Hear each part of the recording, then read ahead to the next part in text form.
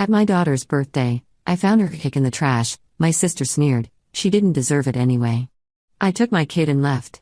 The next morning, Mom called crying, please talk to the venue before they cancel your sister's wedding. My name is Rebecca, and I'm a 34-year-old single mom to the most amazing 8-year-old girl named Emma.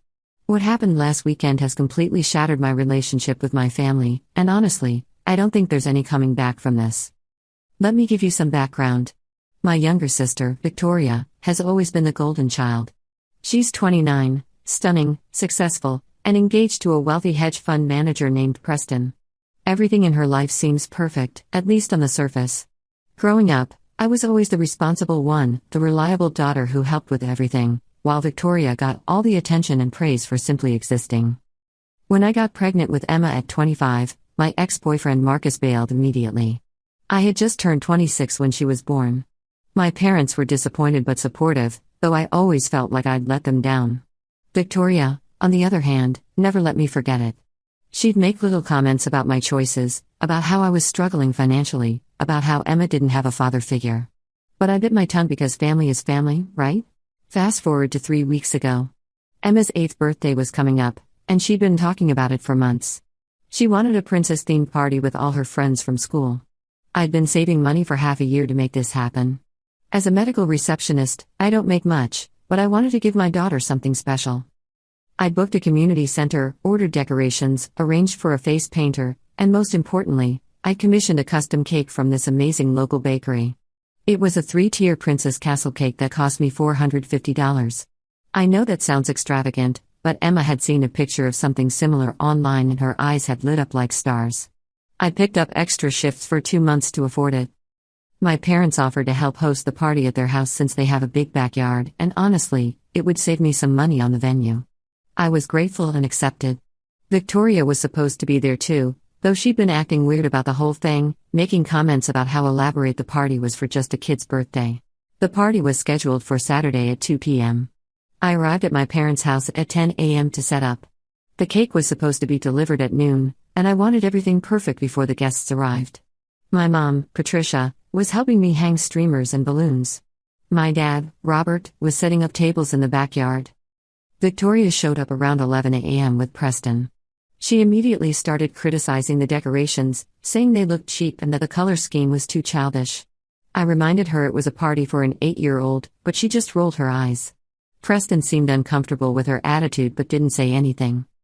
When the cake arrived, I was so excited. The delivery person brought it in, and it was even more beautiful than I'd imagined.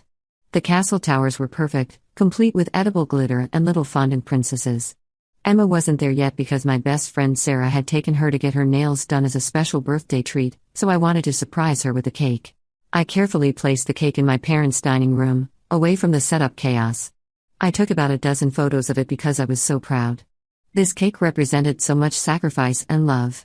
I covered it with a cake dome to keep it safe and went back outside to finish decorating. Around 12:30 p.m., Victoria pulled me aside. She seemed agitated, and her face was flushed. She said she needed to talk to me about something important regarding her wedding. Victoria's wedding was scheduled for exactly 2 weeks after Emma's birthday, and she'd been increasingly stressed about it. She started going on about how her wedding planner had messed up some detail about the centerpieces, and she needed me to call some vendor right then and figure it out. I told her I'd help her after the party, but right now I needed to focus on Emma's birthday. She got this look on her face, this twisted expression of fury that I'd never seen before. Of course, she hissed. Everything is always about Emma. Your precious little mistake who you parade around like she's royalty. I was stunned. I told her that was completely inappropriate and walked away. I should have known something was wrong then, but I was too focused on making sure everything was ready. Guests started arriving at 1:30 p.m., and by 2 p.m., we had about 20 kids running around the backyard, along with their parents. Emma arrived at 2:15 p.m., and her face when she saw all her friends and the decorations was worth every penny and every extra shift. She was wearing a princess dress I'd found at a consignment shop and had altered to fit her perfectly. She looked absolutely radiant. The party was going wonderfully. The face painter was a huge hit, the games were fun, and Emma was having the time of her life. Around 3:30 p.m., it was time for cake. I asked my mom to help me bring it out, and we walked into the dining room together. The cake dome was still there, but something felt wrong. When I lifted it, My heart stopped. The cake stand was empty except for crumbs and smears of frosting. I looked around frantically and saw the trash can in the corner. My stomach dropped. I walked over and looked inside. There was my beautiful 3-tier princess castle, completely demolished and thrown away. Someone had taken their hands and destroyed it, smashing the towers, scraping off the decorations, reducing months of my savings to rubble before dumping it in the garbage. I stood there in shock, unable to process what I was seeing. My mom gasped beside me. I heard footsteps and turned to see Victoria standing in the doorway with this smug expression on her face. "What happened to the cake?" I asked, my voice shaking. Victoria shrugged. "I threw it away. It was taking up too much space in the dining room, and honestly, Emma didn't deserve it anyway. You spoil that child when you can barely afford to take care of yourself." I couldn't believe what I was hearing. "You threw away my daughter's birthday cake? The cake I saved for 4 months to buy?" "Oh please, Rebecca. Stop being so dramatic. It's just a cake. You act like Emma is the center of the universe when really, she's just a reminder of your poor life choices. My wedding is in 2 weeks, and nobody cares about some kid's birthday party when there's actually something important happening in this family." My mother tried to intervene, saying something about Victoria being stressed, but I wasn't hearing it. I walked past Victoria, through the house, and out to the backyard. I found my dad and told him what happened. He looked horrified but also helpless, like he didn't know how to fix this. I gathered Emma, who was confused about why we weren't having cake. I told her there had been an accident, and we needed to leave. She started to cry, and seeing my daughter's tears because of my sister's cruelty was the final straw. I packed up Emma's presents that had already been opened, apologized to the other parents, and walked out of that house. Sarah helped me get Emma into my car. My daughter was sobbing, asking me what she'd done wrong, why we had to leave her own party. I assured her she'd done nothing wrong, that sometimes adults make terrible mistakes, but inside I was barely holding it together. That evening, I took Emma to her favorite diner. We ordered her favorite meal, and I bought her a small cake from the grocery store. It wasn't the castle cake she deserved, but I tried to make the best of it. She fell asleep that night still in her princess dress, tears dried on her cheeks, and I cried in my own room for hours. The next morning, Sunday, my phone started ringing at 7 a.m. It was my mother. Her voice was panicked, almost hysterical. "Rebecca, you need to call Willowbrook Estate right now. They're threatening to cancel Victoria's wedding. Please, you have to fix this. She's devastated." I was confused. Willowbrook Estate was a venue where Victoria was getting married. It was this exclusive, expensive place that required a massive deposit and had a waiting list that was usually a year long. But what did I have to do with them canceling? "Mom, I have no idea what you're talking about. Why would they cancel, and what does that have to do with me?" My mother's voice got even more frantic. "The owner called Victoria this morning and said they're canceling her wedding contract. Something about the person who paid the deposit withdrawing their authorization and demanding a refund. Victoria said you were the one who helped her set up the payment, and now the venue is threatening legal action if she can't provide a new deposit immediately. You need to call them and explain there was a mistake." I sat there in my bed, completely bewildered. I had never helped Victoria with anything regarding her wedding venue. I'd never even been to Willowbrook Estate. I told my mother this, but she insisted I must have forgotten that Victoria said I'd helped her with the financial arrangements. "Mom, I never touched anything related to Victoria's wedding payments. I don't know what she's talking about, and honestly, after what she did to Emma yesterday, I don't really care about her wedding problems." My mother started crying. "How can you be so cruel? Your sister made a mistake yesterday. She was stressed. But now her entire wedding is falling apart, and you won't even make one phone call to help fix it?" I hung up. I couldn't deal with this manipulation. 20 minutes later, Victoria called. I almost didn't answer, but something made me pick up. "Rebecca, you vindictive bitch," she screamed into the phone. "You did this on purpose. You sabotaged my wedding because you're jealous that I'm actually successful and happy." "Victoria, I have no idea what you're talking about. I didn't do anything to your wedding. Don't lie to me. The venue said the deposit authorization was withdrawn and they're demanding a new payment or they'll cancel everything. You were the one who set up that account for me. Now they're canceling everything, and I'm going to lose my wedding date unless I can come up with another deposit immediately. I never set up any account for you. I've never had anything to do with your wedding planning. You're delusional." There was a pause. "Wait, you really don't know what I'm talking about?" "No, Victoria. I have no idea what's happening with your venue. But honestly, after what you did to Emma, I wouldn't help you even if I could." She hung up, and I sat there trying to piece together what was going on. About an hour later, I got a text from Preston, Victoria's fiancé. It was long and apologetic. The text explained that Preston had finally had enough of Victoria's behavior.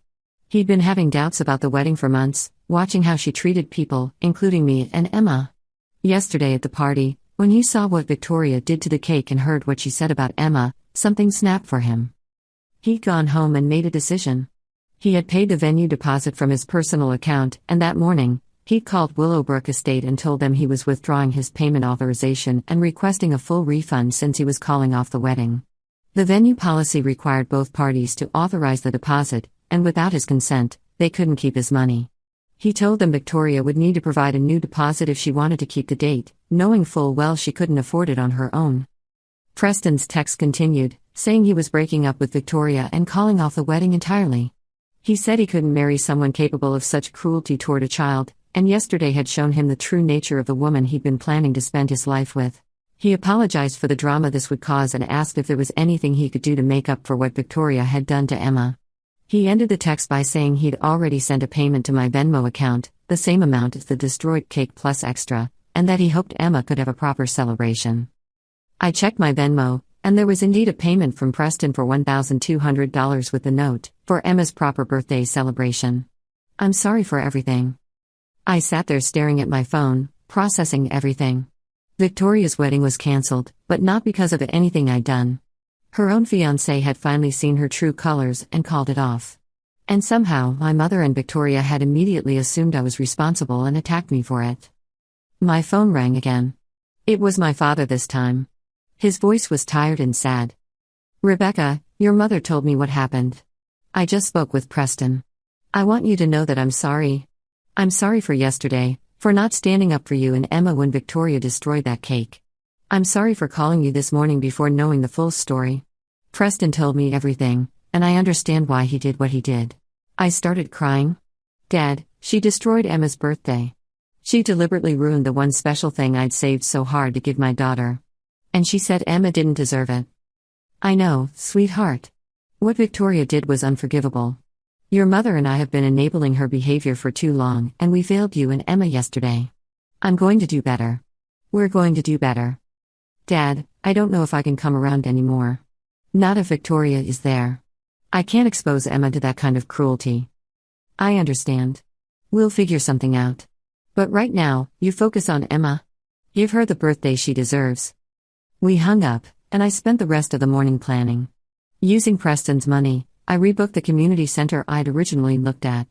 I called all of Emma's friends' parents and explained there had been a family emergency yesterday, but we were having a do-over party next Saturday. Every single family said they'd come. I ordered another cake from the same bakery, even more elaborate than the first one. I booked a princess character to come and meet Emma. I went all out because my daughter deserved it, and for once, I had the means to make it truly special. Throughout the week, my mother called several times. Victoria had apparently had a complete breakdown when she realized her wedding was actually cancelled and that Preston was serious about ending their relationship. She tried to contact other venues, but without Preston's money and with such short notice, nothing was available. My mother begged me to talk to Preston, to convince him to change his mind. I refused. I told her that Preston made his own decision based on Victoria's actions, and I wasn't going to manipulate him into staying with someone who'd shown such cruelty. "But she's your sister," my mother pleaded. "And Emma is my daughter. Victoria made her choice when she destroyed a little girl's birthday cake out of spite. She has to live with the consequences." Victoria tried to call me multiple times. I blocked her number. She showed up at my apartment on Wednesday, but I didn't let her in. She stood outside my door, crying and yelling that I'd ruined her life, that I'd turned Preston against her, that I was jealous and vindictive. My neighbor, Mrs. Chen, came out and told Victoria to leave or she'd call the police. Victoria finally left, but not before screaming that she'd never forgive me. Emma's do-over party was magnificent. The community center looked like a fairy tale. The new cake was even more stunning than the first. When the princess character arrived and Emma's face lit up, I knew every struggle had been worth it. All of Emma's friends came, and this time, there was no drama. Just children laughing, playing, and celebrating. Emma kept hugging me and thanking me for the best birthday ever. She had no idea about the chaos that had erupted in the background, and I intended to keep it that way for as long as possible. Preston showed up briefly, with my permission. He brought Emma a huge gift, a beautiful dollhouse that she'd been wanting for years. He apologized to her for having to leave the first party early, said there had been a grown-up emergency. Emma, sweet as she is, just thanked him for the gift and invited him to have cake. Watching Preston interact with Emma, I could see genuine kindness in him. He played a game with the kids, complimented Emma's dress, and was just genuinely nice. I understood why he'd made the decision he did. He deserved better than Victoria. Before he left, Preston pulled me aside. I want you to know that I've been documenting Victoria's behavior for a while now. The way she talks about people, the way she treats service workers, the cruel comments about Emma. I have text messages, recordings from when I confronted her about things. If she tries to cause you legal trouble or spread lies about you sabotaging the wedding, I have evidence that will show exactly why I ended things. I thanked him. I hadn't even considered that Victoria might try to blame me publicly for her failed engagement, but knowing Victoria, it was definitely possible. The following week was relatively quiet. My father came by to visit Emma, bringing her a belated birthday present. He apologized again, and we had a long talk about boundaries and expectations going forward. He agreed that Victoria needed to face consequences for her actions and that enabling her had done nobody any favors. My mother was a different story. She called constantly, alternating between begging me to reconcile with Victoria and blaming me for not being more forgiving. She said that families forgive each other, that holding grudges was wrong, that Victoria was suffering enough with her broken engagement. I finally told her plainly, Mom, Victoria didn't accidentally hurt Emma. She deliberately destroyed something that meant the world to my daughter, and she did it out of spite and jealousy. She said Emma didn't deserve a nice birthday cake. What kind of person says that about an 8-year-old child? Would you be asking me to forgive her if she'd hurt Emma physically instead of emotionally? My mother went quiet. Then she said, but she's my daughter too, Rebecca. I know, Mom. But so am I, and Emma is your granddaughter. When you ask me to excuse what Victoria did, you're telling me that her feelings matter more than Emma's pain. You're telling me that keeping the peace is more important than protecting my child. We didn't speak for a few days after that conversation. When she finally called again, her tone was different. I've been thinking about what you said, she began. Your father and I talked, and we realized we've been unfair to you for a long time. We've let Victoria get away with too much because it was easier than confronting her behavior. We're sorry. It was a start. Not forgiveness, not yet, but acknowledgement. That mattered. Victoria, meanwhile, had apparently been telling anyone who would listen that I'd sabotaged her wedding out of jealousy. Some distant relatives and family friends reached out to me, confused and asking for my side of the story. I simply told them that Preston had made his own decision based on what he witnessed, and they should ask him directly if they wanted details. Preston, true to his word, set the record straight when people approached him. He was honest about what he'd seen, about Victoria's cruelty toward Emma, and about his own decision to end the relationship. Some people believed him, others didn't want to accept that Victoria was capable of such behavior. About 3 weeks after Emma's do-over party, I got a letter in the mail. It was from Victoria, handwritten, pages long. I almost threw it away without reading it, but curiosity got the better of me. The letter started with apologies. She said she'd been seeing a therapist since Preston left, that she was working on herself, that she understood now how much she'd hurt Emma. She said she'd been jealous of my relationship with my daughter, jealous of the love I had in my life despite my struggles, jealous that I seemed happy even without the material success she'd achieved.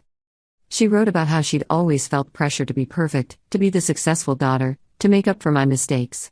She admitted that she'd resented me for having Emma, for derailing the family's expectations, and for still somehow being loved and accepted despite not living up to the standards she felt pressured to maintain. The letter went on to explain that destroying the cake had been an impulsive act of rage and jealousy. She'd been in the dining room, looking at the beautiful cake I'd sacrificed so much to buy, and something in her just snapped. She thought about all the attention Emma was getting, all the money I'd spent on this party when I supposedly couldn't afford things, and she just destroyed it. She wrote that she immediately regretted it, but pride and anger made her double down when confronted. She'd convinced herself that I was being dramatic, that it was just a cake, that Emma would get over it.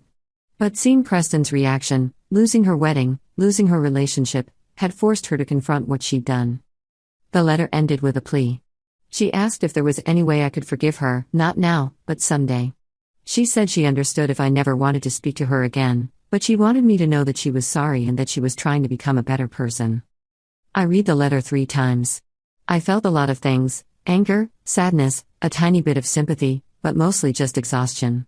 Victoria had hurt my child, and while I believed she was sorry didn't undo the damage. That same week, something else happened that put everything into perspective. Emma came home from school crying, not the dramatic tears of a child who didn't get their way, but the deep, hiccuping sobs of genuine hurt. My heart immediately went into panic mode as I dropped everything and held her. Through her tears, she told me that one of her classmates, a girl named Sophia, had said mean things about her during recess. Sophia had told Emma that she didn't have a real family because she didn't have a dad, that her birthday party was weird because we had to do it twice, and that maybe if Emma's mom wasn't so poor, she could afford to do things right the first time. I was furious. Not just at this child, who was clearly repeating things she'd heard from adults, but at the situation Victoria had created. The gossip about the cancelled party, about Victoria's wedding drama, had apparently spread beyond our immediate family. Some parent had obviously discussed it within earshot of their child, and now Emma was facing the consequences at school. I called the school the next morning and spoke with Emma's teacher, Mrs. Patterson. She was horrified when I explained what had happened and assured me she'd address it with both Sophia and her parents. She also mentioned that she'd noticed Emma had been quieter than usual lately, less engaged in class activities. That conversation made me realize that despite my best efforts to shield Emma from the adult drama, she'd been affected more than I'd thought. Children are perceptive, they pick up on tension and stress even when we think we're hiding it well. I scheduled an appointment with a child therapist that my insurance partially covered. Dr. Michelle Sanders was a warm, gentle woman who specialized in helping children process family trauma and transitions. Emma was hesitant at first, but Dr. Sanders had a way of making therapy feel like playtime, using toys and art to help Emma express her feelings. After the 3rd session, Dr. Sanders asked to speak with me privately. She explained that Emma was processing feelings of abandonment and confusion, not just about the birthday incident but about the broader family situation. Emma had picked up on the fact that we no longer saw Victoria, that there was tension with her grandparents, and she was internalizing it as somehow being her fault. Children often believe they're the center of everything, Dr. Sanders explained. Emma knows the problems started at her birthday party, so in her mind, she caused all of this. She's carrying guilt that doesn't belong to her. That revelation broke my heart. I'd been so focused on protecting Emma from Victoria's cruelty that I hadn't realized I needed to actively help her understand that none of this was her fault. Dr. Sanders coached me on how to have age-appropriate conversations with Emma about what had happened. We worked together on helping Emma understand that sometimes adults make bad choices, that family relationships can be complicated, and that love doesn't mean accepting hurtful behavior. Meanwhile, the situation with Sophia at school escalated before it got better. Sophia's mother, Karen, called me directly, and the conversation did not go well.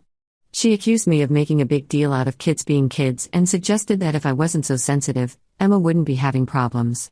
Maybe if you taught your daughter not to be so dramatic, she wouldn't be having issues with the other children, Karen said, her voice dripping with judgment. I took a deep breath, channeling every ounce of patience I had. Karen, your daughter told mine that she doesn't have a real family and mocked her for being poor. That's not kids being kids. That's bullying, and it's clearly reflecting attitudes she's hearing at home. Karen sputtered, trying to defend herself, but I wasn't done. I don't know what you've heard about my family's personal business, but discussing it where your child can hear it and then allowing her to weaponize that information against my daughter is unacceptable. The school is handling this appropriately, and I expect you to address this behavior at home. She hung up on me, but the next day, Sophia apologized to Emma. It wasn't the most sincere apology I'd ever witnessed, clearly coached by a frustrated parent, but it was something. More importantly, Mrs. Patterson had a class discussion about kindness and respecting differences, which seemed to help reset the social dynamics. Through all of this, Sarah remained my rock. She'd been my best friend since college, had been there through my pregnancy, through Marcus leaving, through every struggle. She came over one evening after Emma was asleep, carrying a bottle of wine and the determination to make me talk about everything. "You're holding it all together for Emma," she said, pouring us both generous glasses. "But Rebecca, when do you get to fall apart? When do you get to process what your own sister did to you?" I hadn't really allowed myself to fully feel the betrayal. I'd been so focused on Emma, on the logistics, on managing family drama, that I'd compartmentalized my own hurt. But sitting there with Sarah, the dam broke. I cried about how much it hurt that my own sister had targeted my child. I cried about the years of subtle and not so subtle cruelty I'd endured from Victoria. I cried about feeling like I'd failed Emma by exposing her to someone capable of such meanness. I cried about the loss of the family dynamic I'd always hoped we could have. Sarah listened, held me, and didn't try to fix anything. She just let me feel it all. When I finally exhausted myself, she said something that stuck with me. You know what the difference is between you and Victoria. You feel things deeply and channel that into love and protection. She feels things deeply and channels it into destruction. That's not a reflection on you, that's a reflection on her choices. The next few weeks brought unexpected developments. My mother called to tell me that she and my father had given Victoria an ultimatum. They told her that if she wanted to maintain a relationship with them, she needed to take genuine accountability for her actions, not just apologize but demonstrate real change over time. We also told her, my mother continued, her voice shaky, that she owes Emma a sincere apology when the time is right, and that any future relationship with you and Emma is entirely up to you. We made it clear that we won't pressure you to reconcile and that we support your boundaries completely. I was surprised.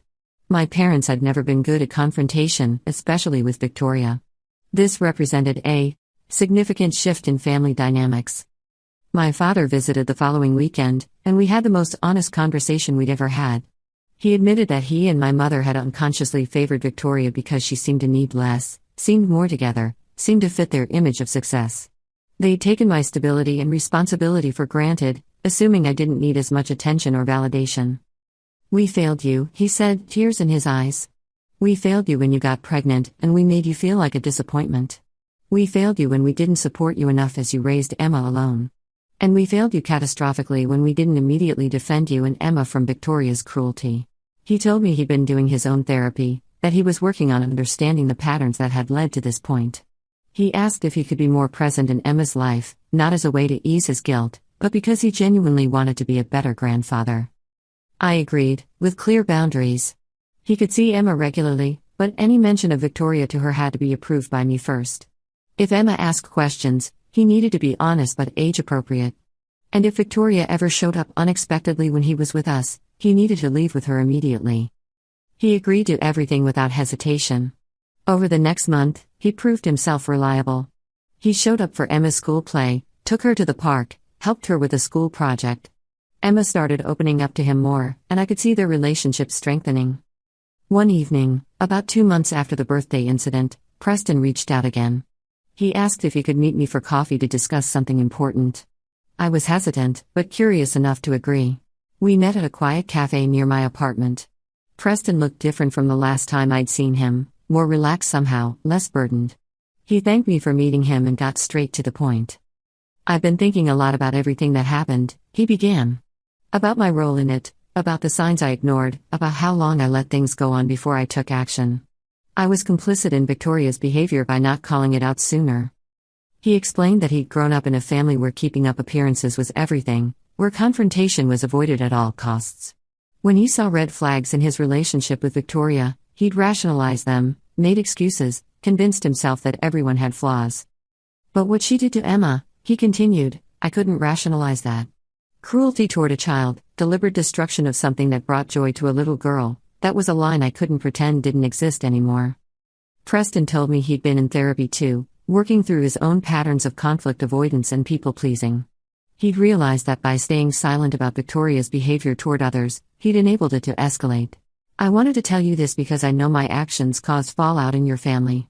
Canceling the wedding, ending things with Victoria, it all had ripple effects. And while I don't regret my decision, I want you to know that I understand it impacted you and Emma too. I appreciated his honesty. We talked for over an hour about family dynamics, about growth, about the complexity of loving people who hurt others. Preston shared that Victoria had tried to contact him multiple times, that she'd sent letters similar to the one she'd sent me, but he'd held firm in his decision. She needs to do the work for herself, not to get me back or to fix her reputation, he said. Real change doesn't come from wanting to undo consequences. It comes from genuinely understanding the harm you've caused and committing to being different. As our conversation wound down, Preston asked about Emma, how she was doing.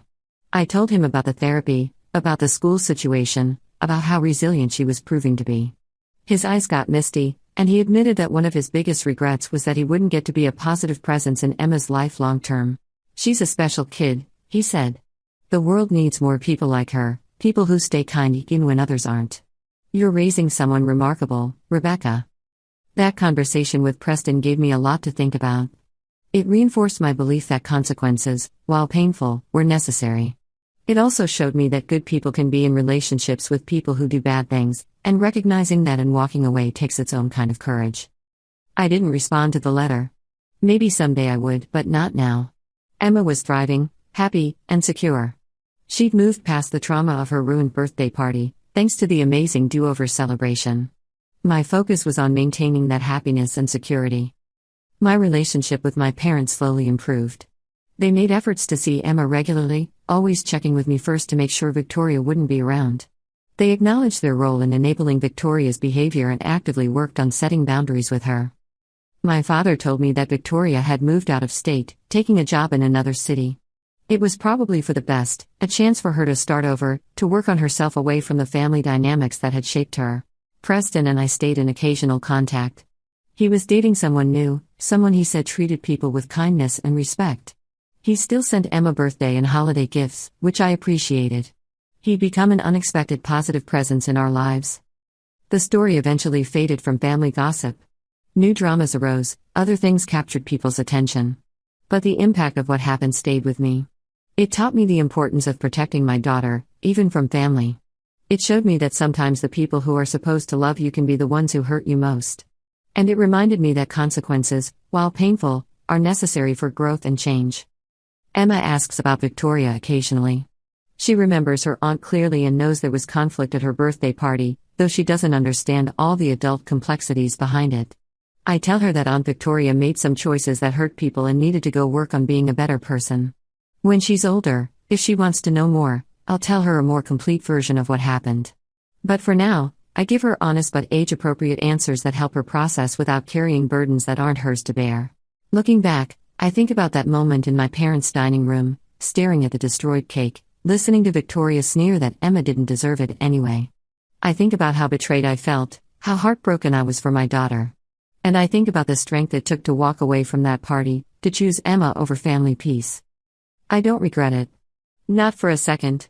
Because at the end of the day, my job isn't to keep my sister happy or to maintain family harmony at any cost. My job is to protect my daughter, to show her that she matters, that she deserves beautiful things and special celebrations, and that people who hurt her don't get a free pass just because they share our blood. Emma is still 8, though her 9th birthday is coming up in a few months. It's been about half a year since all of this happened, and the wounds are still relatively fresh, but we're healing. She's confident, happy, and kind. She has her own sense of self-worth that I've worked hard to nurture. When she talks about her 8th birthday, she remembers the community center party, the princess character, the amazing cake. The first party has faded somewhat in her memory, which is exactly as it should be. As for Victoria, I heard she's doing better. She's continued therapy, built a new life in her new city, and has apparently grown a lot as a person.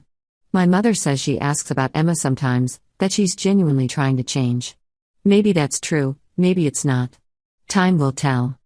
But regardless of Victoria's journey, mine continues. I'm still a single mom, still working hard to provide for my daughter, still making sacrifices to give her the best life I can. The difference is that now I know exactly where my boundaries are, and I'm not afraid to enforce them. Would I let Victoria back into our lives if she proved she'd truly changed? I honestly don't know. That's a bridge I'll cross if I ever come to it. For now, Emma and I are happy, healthy, and surrounded by people who genuinely love and support us. The whole experience taught me that family isn't just about blood. It's about respect, kindness, and love. It's about showing up for each other, protecting each other, and celebrating each other's joy rather than destroying it out of jealousy or spite. So to anyone reading this who's dealing with toxic family members, who's struggling with the pressure to forgive unforgivable acts just because they're family, I want you to know this: you're allowed to protect yourself and your children. You're allowed to set boundaries. You're allowed to walk away from people who hurt you, even if they're related to you. Because at the end of the day, the family you choose, the family you build, the people who show up for you with love and respect, those are the relationships worth fighting for. Everything else? That's just biology.